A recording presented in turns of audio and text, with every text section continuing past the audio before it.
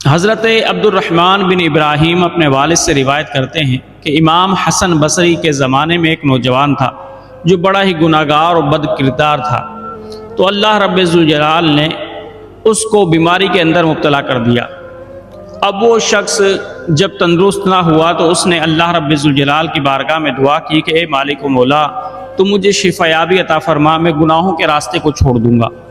تو اللہ رب ذوالجلال نے اس نوجوان کو شفا عطا فرما دی۔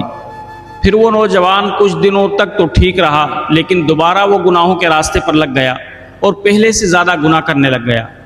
تو اللہ رب ذوالجلال نے اس کو دوبارہ بیماری کے اندر مبتلا کر دیا۔ اب اس شخص کی جب بیماری طویل ہو گئی تو اس نے اللہ رب ذوالجلال کی بارگاہ میں دعا کی کہ مالک و مولا، اب میں توبہ کرتا ہوں، اب میں گناہوں کے راستے پر نہیں چلوں گا، اگر تو نے مجھے شفا دے دی تو میں نیکی کے راستے پر گامزن ہو جاؤں گا۔ اللہ رب ذوالجلال نے اس کو دوبارہ شفا عطا فرما دی۔ اب وہ نوجوان کچھ دن تو صحیح رہا، درست راستے پر رہا، لیکن دوبارہ بھٹک گیا اور گناہوں کے راستے پر آ گیا اور پہلے سے بڑھ کر 3 گنا زیادہ گناہ کرنے لگ گیا۔ تو اللہ رب ذوالجلال نے دوبارہ اس پر بیماری ڈالی۔ اب جب وہ بیمار ہوا، اس کی بیماری طویل ہو گئی، تو اس نے اللہ رب ذوالجلال کی بارگاہ میں توبہ کی۔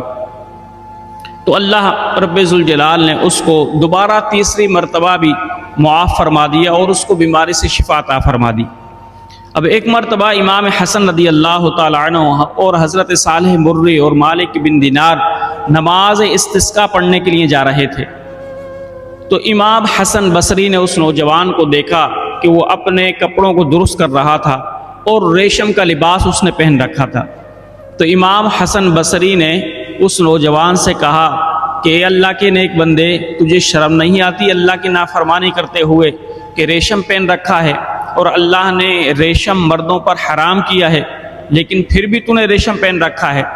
تو وہ نوجوان کہنے لگا اے امام حسن بصری، آپ اپنا کام کریں، یہ نوجوانوں کے دن ہیں، نوجوانوں کو جینے دیجیے۔ جب یہ کہا تو امام حسن بصری جاتے وقت یہ کہنے لگے کہ دیکھو اس نوجوان کی دہلیز پر موت کھڑی ہے اور یہ نوجوان اب تک دنیا کے اندر مست ہے اور اللہ کی نافرمانی میں لگا ہوا ہے۔ امام حسن بصری تو چلے گئے، نماز استسقاء وغیرہ ادا کی اور اپنے معاملات میں واپس آ گئے۔ کچھ دنوں کے بعد ایک نوجوان امام حسن بصری کے پاس آیا اور کہنے لگا اے امام حسن، جس نوجوان کو آپ نے نصیحت کی تھی اس کا آخری وقت چل رہا ہے، مہربانی کریں آپ اس کی عیادت بھی کریں اور اس کو تلقین بھی کریں۔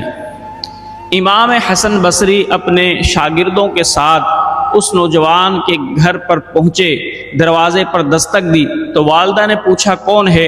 تو امام حسن بصری نے کہا کہ میں حسن۔ تو والدہ نے کہا کہ اے امام حسن، آپ کا یہاں پر کیا کام؟ آپ اس نوجوان کے پاس آئے ہیں کہ جو گناہوں پر بڑا دلیر ہے اور اللہ رب ذوالجلال کی اس کو کچھ شرم و حیا نہ تھی، اللہ رب ذوالجلال کی اس نے نافرمانی کی ہے، آپ اتنے گناہگار نوجوان کے گھر پر کیسے آئے ہیں؟ تو امام حسن نے فرمایا اگر وہ نوجوان گناہگار ہے تو میرا رب غفار ہے، میرا رب گناہوں کو بخشنے والا ہے، اے اللہ کی نیک بندی مجھے اس نوجوان کی عیادت کرنے دے۔ تو اس کی والدہ نے کہا کہ اچھا اے امام، میں اپنے بیٹے سے پوچھ کر آ جاؤں، اگر میرا بیٹا اجازت دے گا تو میں گھر کا دروازہ کھول دوں گی۔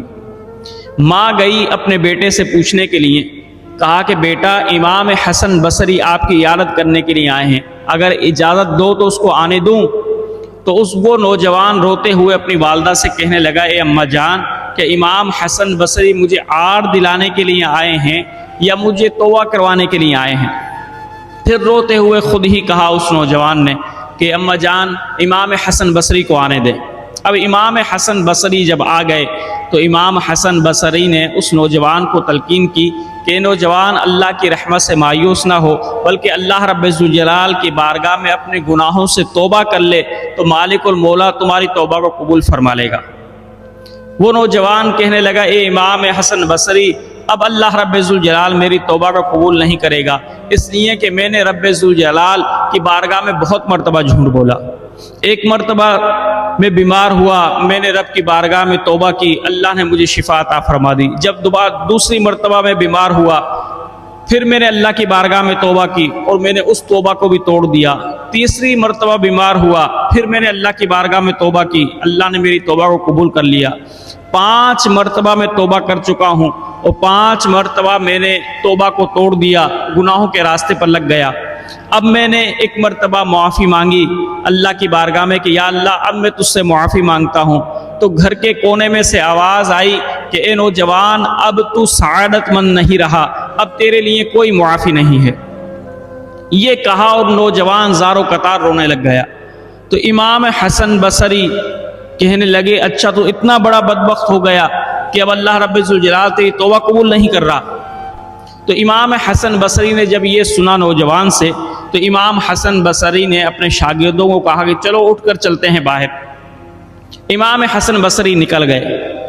اب وہ گھر کے اندر نوجوان اور اس کی والدہ تھی، بس نوجوان نے اپنی والدہ کو بلایا اور کہا کہ اے والدہ دیکھو میں نے امام حسن بصری کو ساری کہانی سنائی، لیکن امام حسن بصری نے کوئی تسلی بخش کلمات مجھے نہ کہے، اس نے تو مجھے اللہ کی رحمت سے مایوس کر دیا، لیکن اے میری والدہ میں اللہ کی رحمت سے مایوس نہیں ہوں۔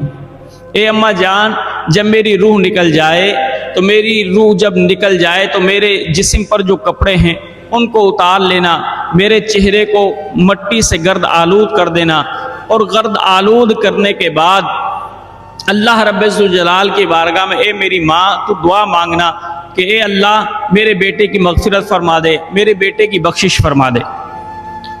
اب جب اس نوجوان کا وصال ہو گیا، اس کی موت ہو گئی، تو والدہ کو جو وصیت کی تھی بیٹے نے، والدہ نے اسی کے مطابق اس کے چہرے کو مٹی سے گرد آلود کیا اور اللہ رب ذوالجلال کی بارگاہ میں دعا کرنے لگی ہاتھ پھیلا کر کہ اللہ میں تجھے اس رحمت کا واسطہ دیتی ہوں کہ جس رحمت کے وسیلے سے تو نے یعقوب اور یوسف کو ملایا، یا اللہ میں اس رحمت کا واسطہ دیتی ہوں کہ تو نے جو حضرت ایوب پر کی، اے مالک المولا میرا بیٹا گناہگار سہی بدکار سہی، لیکن اے میرے مالک المولا تو میرے بیٹے کی مغفرت فرما دے، کیونکہ تو بڑا جواد ہے، تو بڑا غفور ہے، تو بڑا غفار ہے۔ اے مالک المولا ایک ماں دعا کرتی ہے کہ میرے بیٹے کی بخشش فرما دے۔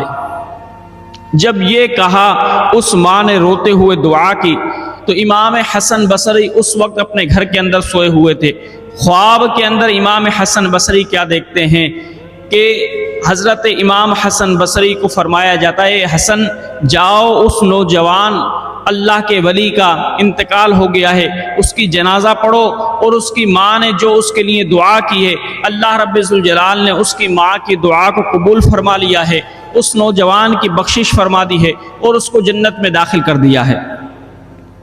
تو یہ ماں کی دعا ہوتی ہے کہ گناہگار سے گناہگار اولاد کے لیے بھی اگر ماں اللہ رب ذوالجلال کی بارگاہ میں ہاتھ بلند کر دے تو اللہ رب ذوالجلال ماں کے ہاتھوں کو خالی نہیں لوٹاتا، ماں کے ہاتھوں کو بھر کر لوٹاتا ہے، اور اللہ رب ذوالجلال ماں کی دعا کو قبول فرماتا ہے۔